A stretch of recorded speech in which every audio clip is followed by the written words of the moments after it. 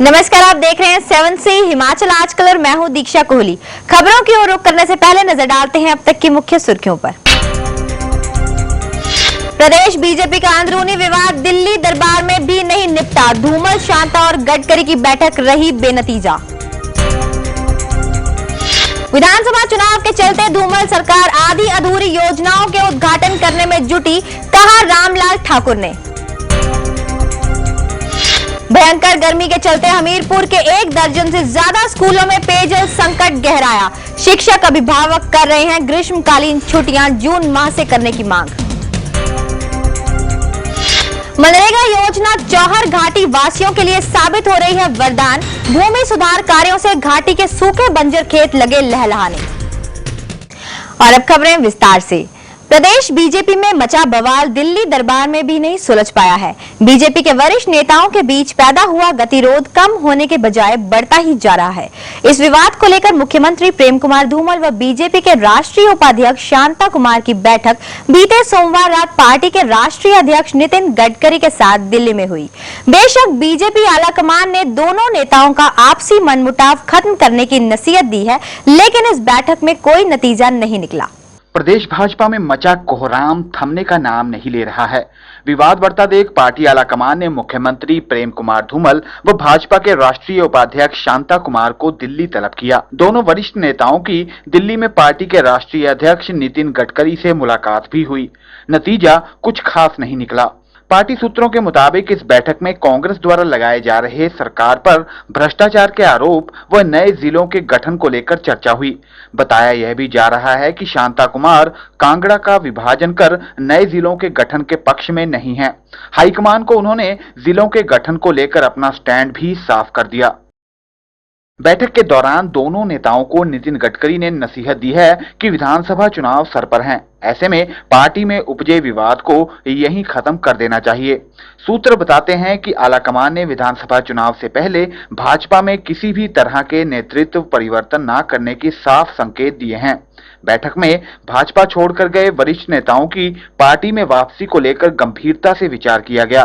कहा जा रहा है कि हिलोपा के मुखिया महेश्वर सिंह का मामला भी शांता कुमार ने ही बैठक में उठाया। विधानसभा चुनाव से ठीक पहले भाजपा की अंदरूनी लड़ाई पार्टी आलाकमान के लिए सिरदर्द बन गई है। भाजपा आलाकमान ने मुख्यमंत्री प्रेम कुमार धूमल व पार्टी के राष्ट्रीय उपाध्यक्ष शांता कुमार को एक मंच पर लाने की कवायद तेज कर दी है। भूपेंद्र चौहान, 7 सी हिमाचल आजकल, शिमला। प्रदेश सरकार इस समय आधी अधूरी योजनाओं के उद्घाटन करने में ही व्यस्त है। यह योजनाएं आगे चले या ना चले, इसकी किसी को भी परवाह नहीं है। वरिष्ठ कांग्रेस नेता एवं पूर्व वन मंत्री रामलाल ठाकुर ने ये आरोप मंगलवार को नैना देवी में पत्रकारों से बातचीत करते हुए लगाए। उन्होंने कहा कि यहाँ स्यूला पेयजल योजना से अभी तक मात्र 2 कनेक्शन दिए गए हैं, लेकिन सरकार ने इसका भी उद्घाटन कर दिया है। गवर्नमेंट स्कीमों का उद्घाटन करने में ज़्यादा इच्छुक है। वो स्कीमें जो कंप्लीट नहीं हुई है उनका उद्घाटन हो रहा है। अभी मुख्यमंत्री जी पीछे आए थे, उन्होंने 2-3 स्कीमों का उद्घाटन किया और वो तीनों स्कीमें जो है वो पानी मुहैया नहीं करवा रही। टैंक में पानी डाल दिया। एक स्कीम जो कोई 2.25 करोड़ रुपए की स्कीम बनी, उस स्कीम में 2 कनेक्शन दिए हुए हैं मेन पाइप से, बाकी कोई कनेक्शन नहीं दे रखा है और बोल रहे हैं कि जी उद्घाटन हो गया।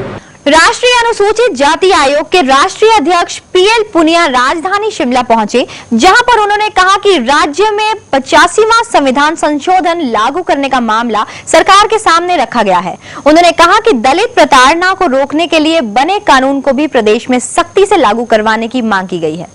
राष्ट्रीय अनुसूचित जाति आयोग के राष्ट्रीय अध्यक्ष पीएल पुनिया ने कहा है कि राज्य में 85वां संविधान संशोधन लागू करने का मामला सरकार के समक्ष रखा गया है।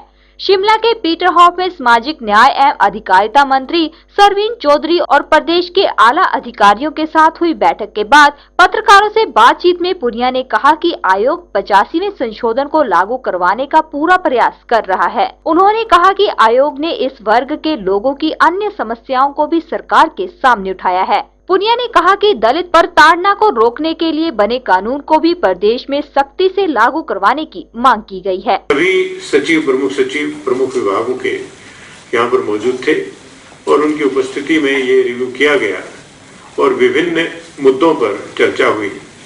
हमने स्पष्ट रूप से बताया कि पिछली मीटिंग में भी ये मुद्दा उठाया था और कहा था कि यहाँ पर हिमाचल प्रदेश में अनुसूचित जाति के लोगों की संख्या परसेंटेज में पंजाब के बाद सबसे ज्यादा है। पंजाब में लगभग 30% है, यहाँ पर लगभग 25% है और उसके बाद वेस्ट बंगाल आता है और लास्ट में चौथे नंबर पे यूपी आता है।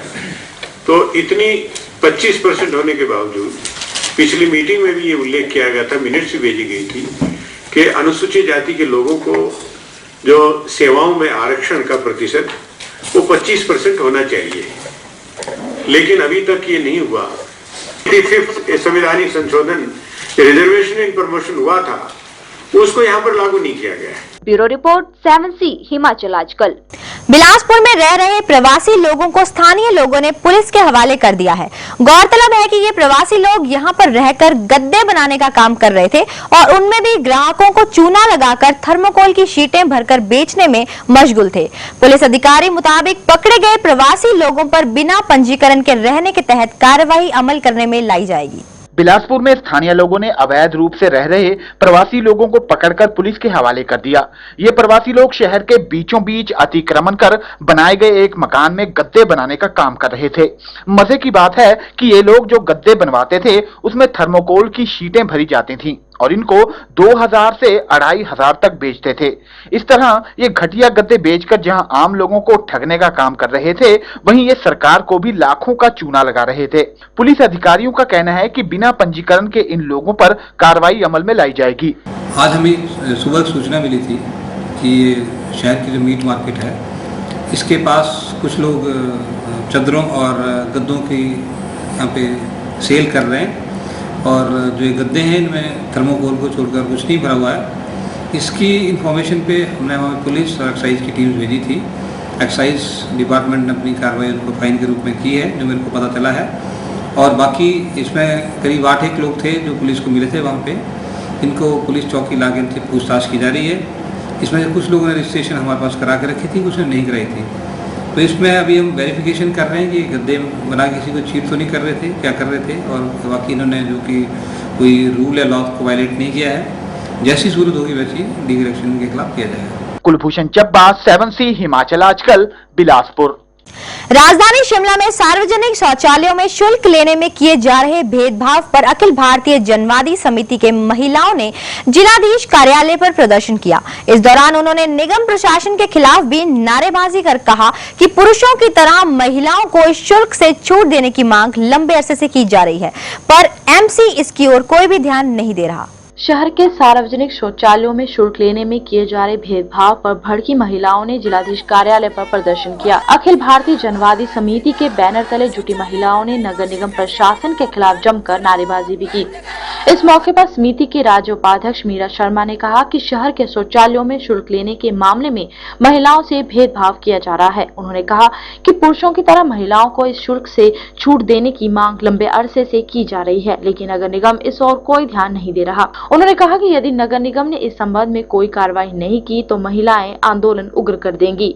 शहर के अंदर महिलाओं से शौचालय के अंदर 2 रुपए और कहीं 5 रुपए और 8 रुपए तक भी लिए जा रहे हैं, जबकि यूरिनल फ्री है, वो चाहे महिला है या चाहे पुरुष है, यूरिनल सबके लिए फ्री है। लेकिन आप देखते हो कि महिला से वो एंट्री के टाइम पे ही ले लेते हैं, वो चाहे मतलब यूरिनल गए या स्टूल पास किया, वो जो भी किया, वो महिला से केवल इस बात की महिला को सजा दे रहे हो कि आप महिला हो और टॉयलेट में एंट्री किया है तो आपको देने ही पड़ेंगे। तो इस बात को लेकर के, और काफ़ी रोष भी है महिलाओं में इस बात को लेकर। जब हम अभी महिला समिति की तरफ से मेंबरशिप अभियान में अभी शहर के अंदर गए थे तो शहर के कोने कोने से ये मुद्दा निकल करके आया कि ये बहुत ज़्यादा दिक्कत है, 5 रुपए 8 रुपए तक भी ये लोग लेने लगे हैं। तो यहाँ कॉरपोरेशन में भी हमने बात की थी कि ये चल रहा है, तो CHO साहब ने उधर कहा कि हमने एक चिट्ठी सुलभ शौचालय को निकाल दिया कि ज़्यादातर टॉयलेट यहाँ सुलभ शौचालय मेंटेन कर रहा है, तो कि हमने सुलभ शौचालय को एक चिट्ठी निकाली है कि आप ये 2 रुपए महिलाओं से या ये 5 रुपए आप नहीं लोगे। Bureau report, Shimla 7C Himachal आजकल।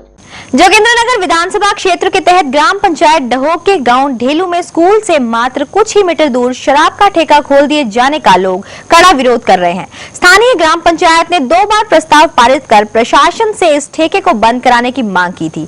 स्कूल के प्रधानाचार्य भी इस मामले में गुहार लगा चुके हैं, लेकिन प्रशासन ने अब तक कोई भी कार्रवाई नहीं की है। इस ठेके के विरोध में स्थानीय महिलाओं ने मंगलवार को जमकर प्रदर्शन किया।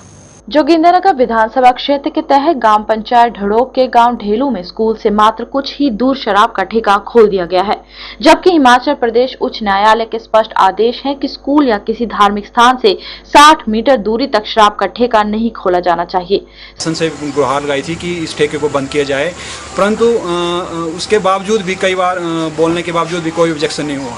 अच्छा, अभी जो हाई कोर्ट का आदेश आया था कि स्कूल के 60 मीटर के अंदर जो है जो भी शराब के या नशा विक्रय के अंदर जो बंद होने चाहिए, परंतु उसके बावजूद भी पुलिस प्रशासन ने कोई ठोस कदम नहीं उठाया था। उसके बावजूद मैं पुलिस थाना गया तो वहाँ पर SHO साहब से बात की, उसके बावजूद वो नापने के लिए आए यहाँ पर और इसको यहाँ से बंद करवा दिया। परंतु आज बंद होने के बावजूद यहाँ से चंद कदमों की दूरी पर दोबारा फिर ये ठेका खुल रहा है। तो प्रशासन से ये मेरा निवेदन है कि ये स्कूल के पास जो है ठेका ना हो और जो गांव या मतलब इसके सीमा से बाहर होना चाहिए। स्थानीय लोग इस ठेके का कड़ा विरोध कर रहे हैं, लेकिन प्रशासन ने अभी तक कोई ठोस कदम नहीं उठाया है। स्थानीय डोहक पंचायत के उप प्रधान शेर सिंह व वार्ड पंच उर्मिला ठाकुर का कहना है कि इस ठेके के साथ ही लोगों के खेत हैं, जहां अक्सर शराबी पड़े रहते हैं। इससे महिलाओं का खेतों में काम करना भी मुश्किल हो गया है। ठेका नहीं चाहिए और स्कूल के 60 मीटर के रेंज में ठेका आ रहा है, ठेका जो उठाया जाए। गाँव साथ में गाँव है, बिल्कुल ठेका जनता की डिमांड ठेका हमको चाहिए नहीं, और ठेका जो बिल्कुल यहाँ से चाहिए, जाना चाहिए ठेका। ये यहाँ से ठेका उठना चाहिए, क्योंकि ये बच्चे जनानी जो यहाँ सब खेती बाड़ी करते हैं, रात को पानी भी लगाते हैं, और यहाँ जो मर्द है ना बिल्कुल ऐसे घूमे रहते हैं शराबी। डर लगता है, मैं अपनी जमीन का कारोबार सब गाँव के हैं। प्रदेश में उच्च न्यायालय के स्पष्ट आदेशों के बावजूद स्कूल एवं धार्मिक स्थानों के निकट शराब के ठेके खोले जाने की शिकायतें आम सी हो गई हैं। लोगों के विरोध के बावजूद यदि प्रशासन इस ओर ध्यान नहीं देता है तो ये वास्तव में ही गंभीर मामला है। सुभाष एरी, जोगिंद्रनगर 7C हिमाचल आजकल। प्रदेश में बंदर के बाद अब भालुओं के हमले भी जानलेवा साबित हो रहे हैं। कुछ ऐसी ही घटना मंडी के गोहर उपमंडल में देखने को मिली, जहां पर भालू के हमले से एक बुजुर्ग महिला गंभीर रूप से घायल हो गई। बताया जा रहा है कि घायल महिला जंगल में पशु चराने गई थी कि जहां पर 2 भालुओं ने उस पर हमला कर दिया। फिलहाल महिला का मंडी के क्षेत्रीय अस्पताल में इलाज चल रहा है। मंडी जिला के गोहर उपमंडल में भालू के हमले में एक महिला गंभीर रूप से घायल हो गई। घायल महिला को 108 एम्बुलेंस द्वारा गोहर सामुदायिक स्वास्थ्य केंद्र गोहर लाया गया, जहां चिकित्सकों ने उसकी गंभीर हालत को देखते हुए क्षेत्रीय चिकित्सालय मंडी रेफर कर दिया। दिश्ती पंचायत के सरियाज गांव की 60 वर्षीय धनेश्वर देवी आज सुबह 8 बजे गोलहर जंगल में पशु चराने गई थी। अचानक उस पर 2 भालुओं ने हमला कर दिया। वहीं पास में ही पशु चरा रही 2 अन्य औरतों के शोर मचाने पर वह भालू के चुंगल से बाहर आई। गोहर सामुदायिक स्वास्थ्य केंद्र की चिकित्सक डॉक्टर सीमा ने बताया कि महिला के मुंह और सिर में काफी चोटें आई हैं। फिलहाल चोटें भारी लग रही हैं, लेकिन महिला की हालत को देखते हुए उसे मंडी रेफर कर दिया गया है। पशु को चराने के लिए तब 2 भालुओं ने इन पे अटैक किया होगा, तो उस टाइम पे हमें काफ़ी चोटें आई हैं। इनको मेनली आई है इनके सिर के ऊपर आई है, फेस पे आई है और थोड़ी छाती पे आई है। यहाँ पे ही है ज़्यादा चोटें, और बाकी तो वैसे ऐसे है कि नॉर्मली हील अप होने वाली है, जो हो जाएगी। पर जो आँख वाली चोट है उसमें है ज़्यादा कि उसमें अंदर को काफ़ी डीप है, तो उसमें हमें आगे को भेजना पड़ेगा और उसमें देखना पड़ेगा आगे कुछ है तो नहीं। और बाकी तो ऐसा है कि नॉर्मली लगता है कि वैसे इनके जो वाइटल्स जिनको बोलते हैं कि नॉर्मली पल्स वगैरह वो ठीक ही है, पल्स थोड़ी सी मतलब फीवर टाइप है, उसमें ऐसा है कि ब्लीडिंग ज़्यादा हो जाती है इन केसेस में, तो इस वजह से पल्स जो है वो थोड़ी सी कम वॉल्यूम की है। बट बाकी इनको फ्लूइड वगैरह लगा दिया है, और यहाँ पे मतलब हमने जो फर्स्ट एड ट्रीटमेंट है वो सारी, जैसे स्टिच वगैरह लगाना, ड्रेसिंग वगैरह करना, वो सब कुछ यहाँ पे कर दिया है। सुनील शर्मा, गोहर, 7C हिमाचल आजकल। 7C हिमाचल आजकल में खबरों का सिलसिला जारी है। फिलहाल वक्त हो चला है एक छोटे से ब्रेक का। आप बने रहिए 7C हिमाचल आजकल के साथ।